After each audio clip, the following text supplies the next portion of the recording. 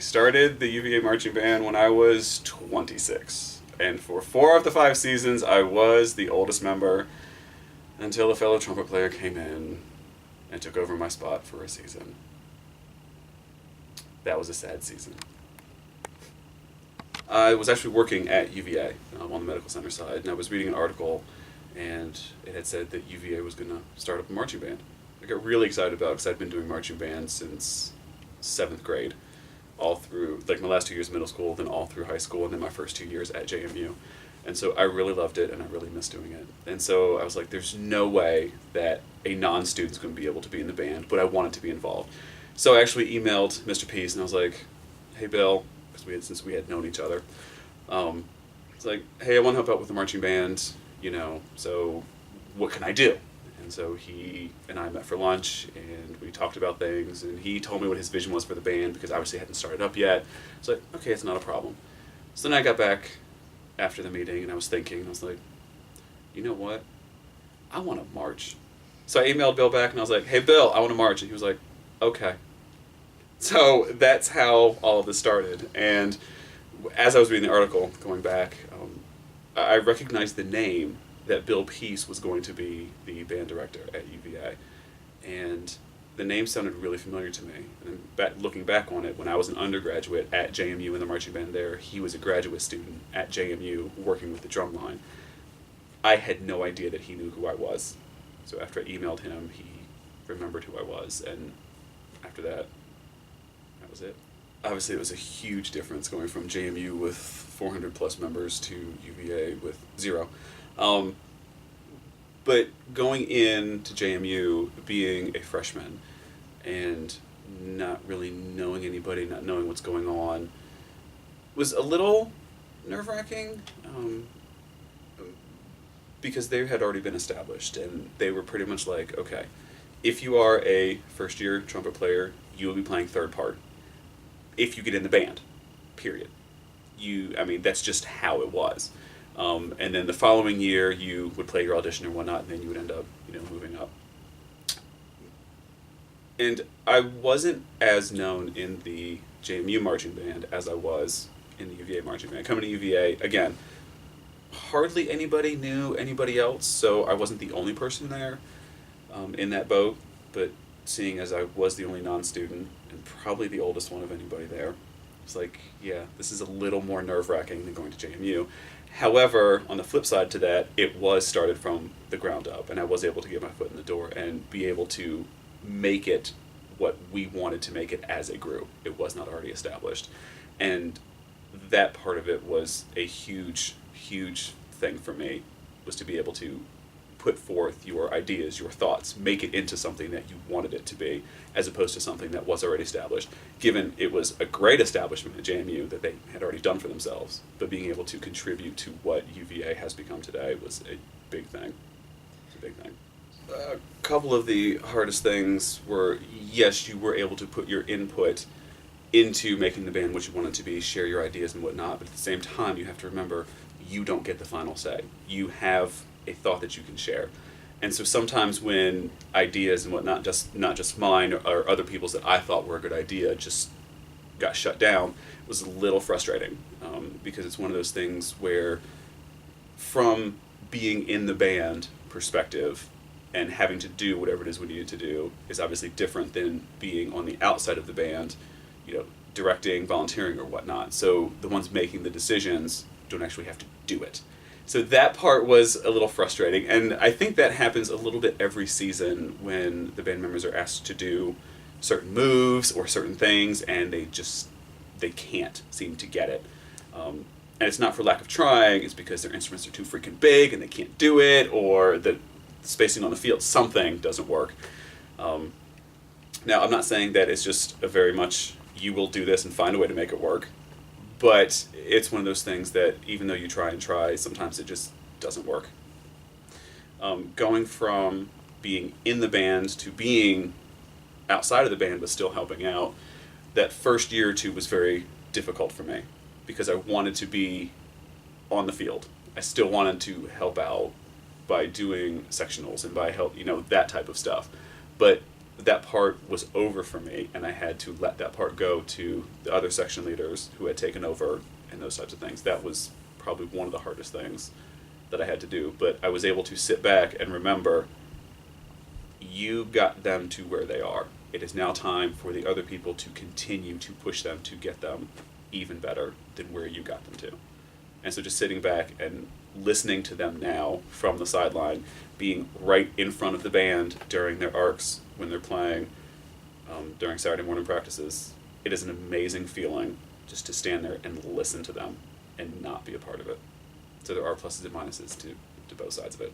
I ended up getting a new job, not working in Charlottesville at UVA anymore, but working in Harrisonburg. So it was a hour drive to get to rehearsals. And also we ended up adopting, now we have 2 kids, so that also takes up a lot more time.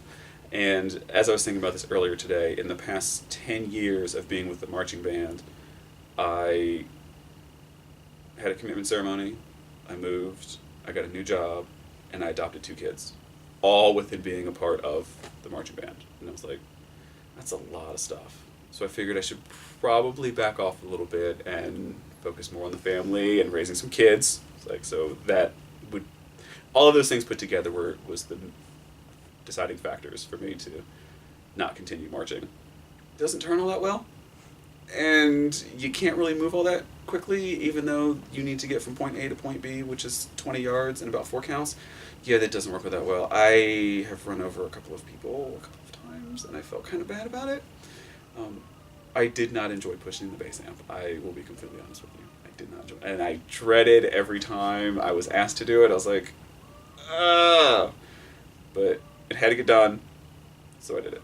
I'm the type of person that can get something done. I want to get it done. If I see people that are struggling and I can help them, I will do whatever I can to get them to where they need to be, and even where they want to be. So I'm a problem solver, and that's just what I do.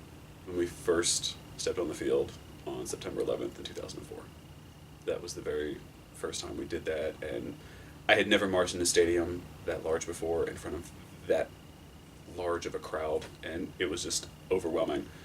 I don't think I played half the notes I was supposed to, just because I was so in awe of everything going on that it was definitely one of the things that I will remember always. And also the bowl trips that we went on, as few as they were still great. Made a lot of friends, and because it was coming in on the ground floor, and it was something that not a lot of people really knew, a lot of anybody else, you really built those connections, so that once school started, you built those connections during band camp, and you already knew a lot of people before you even started school. And that was a great thing for the first years. I do remember when they first tried to do the V and the Cross Sabers. I think it was like my last year or my next to last year. I don't remember, because they've changed it every year. I had to march in front of Ali Khan, who loved the guy to death, big old tuba player, who had to march right behind me, and we had to hightail it to get to our spots. I cannot tell you how many times he ran me over getting to that spot. And I don't know why it was my favorite. I really don't. I never knew what was going to happen, whether he was going to run me over or not, and like it just entertained me. I was like, okay, he's on my tail. Let's go and see what happens. So that would probably have to be my favorite moment as far as marching is concerned. In general, skit night of every band camp that I have ever been to has to be skit night. Like, hands down. Like I can't pinpoint a specific time during band camp that something happened or anything like that. It's just skit night. Green Hornet would have had to have been my favorite that we played. Unfortunately, it never made on any CD that we did, but I remember playing it for the high school band competition that we went to, because we were their exhibition band, on the way to an away game, probably in Maryland, I think it was. But yeah, I remember there were 4 of us up there playing 4 different parts to Green Hornet, and it was great. I loved that. I'm trying to think of who else was up there, because I know it was And it was me, it was Patrick Dorsey, it was Toby Truslow. Don't know if Rick Moran was the other one up there at that time. I'm not sure. I remember going to the NPC Computer Bowl, and it was over Christmas. It was actually over Christmas Day, and it was the first time I had been away from my family for Christmas, and thought I was going to be a little sad about it. Can't say that I was. Just because we went snowmobiling, we went skiing, we did a whole lot of things. We flew out to Idaho on like a private jet type sort of, like, it was an amazing experience, and I absolutely loved it. And then I remember going to the Music City Bowl in Tennessee, and we knew that we were playing Minnesota. So I was able to get some context with the trumpet section there, and we had been Facebook messaging back and forth. And so we decided, a couple of us from each of the bands decided to meet up. And so we met up at this bar somewhere, and I don't remember where it was. And we were on the second floor, and we were just hanging out, and apparently it was karaoke. So one of the trumpet players from Minnesota got up there, and then some other random UVA person got up there, and then the other people from UVA pushed me up there. So it was a karaoke off going on up there. And one of the funniest things was, just for going up there, I got a calendar, which was great. But it was a calendar of bikini-clad women. People that know me think that was freaking hysterical. And I will tell you, that calendar hung up by the front door in the house all year long as a great conversation piece. That I will remember that. And my song that I had to sing was Mambo No. 5 by Lou Bega. Michael Buffer announcing at the very first game in the new JPJ Arena. That was, I had never seen that man live. I mean, you hear him on TV all the time, but I had never seen him, and actually to be there and watch him do that was an amazing experience. One of the halftime shows at one of the basketball games was a quick change act, which I had actually seen performed on America's Got Talent, like the season before, I think it was. And so I was like, wait, they look familiar. Why do I know them? And it was from them being on America's Got Talent. I was like, oh, all right. So I remember that from the Hoops band. The very first ones, we had Mr. Peace and we had Mr. Phillips. And Mr. Phillips was only the first season. And so I didn't really get to know him all that well. So I was like, And then I remember interviewing Mr. Cook, and we interviewed a couple of different directors.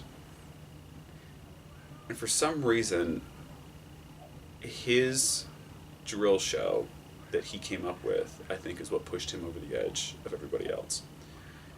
And he was the type of person to engage more with the students, at least from what I had seen, compared to the director before him. And he knew that we were all in this together, and it was all starting from the ground up. And he attempted and tried and succeeded at making and building those relationships with the students. And every year, more students would come in. Every year, he would still make those new connections with the new ones, but still continue on with the old ones. And just a rotating thing, and it was great. We had a couple different grad students come in. We had Jeremy Freer that came in, and he and I were fine. And Drew Ross came in, and then we had Itzy, and then we had Dwayne. And so I think being on the older side of the student population, I felt a closer connection to the rest of the directors than what probably some of the students felt as well. Just because, yes, I connected with the students and did a lot of stuff that they did, but at the same time was able to relate and connect with the directors and, build the relationships with them as well. So, I think I had a pretty good relationship with all the directors that have come through the doors. It's still going on today, and I don't think Mr. Cook likes it, but it's still there. It's during tag. At the end of tag, after everyone points their finger, it counts 2, 3, 4, 5, 6, 7, 8, set. I'm pretty sure that I had started that, and it is still there today. There are no words, there's nothing else, it's just screaming numbers. And I don't think Mr. Cook likes that very much, because he has told me several times we need to change that. Yet it's still there. So, yeah, I've definitely made a lot of friends, and a lot of them, since it was back in the day, have graduated, have moved on or whatnot. I now have connections pretty much anywhere. So if I end up going to some random state or some random location, I will know somebody who was there. And just making those connections is another one of the big things about being a part of that band. I do not know where that came from. I don't know if I found it somewhere. I really not sure where it came from. But my answer has always been a turkey baster. I'll let you determine why you think that is my answer. Unfortunately, I think this is probably the end. Because the kids are now getting older. Our daughter's going to be 4 in September, and our son's going to be 2 in July. She has just started taking dance classes, and so now all of the evening activities or whatnot are going to start taking place. Kids are growing up fast, and so probably our Saturdays are now going to be spent doing more family things as opposed to going to the football games. Don't get me wrong, maybe later on down the road as they get older, we'll come back and have more volunteers to help out or go to football games or whatnot. But I think we're probably hanging it up after last season. This is who I was for 5 years, and that nothing is ever going to change that. It is a part of me, and this is always going to be a reminder to me of those 5 years. No matter how old I get, how senile I get, it's always going to be there as a reminder that these were 5 years, an amazing 5 years that I had with the Cavalier Marching Band.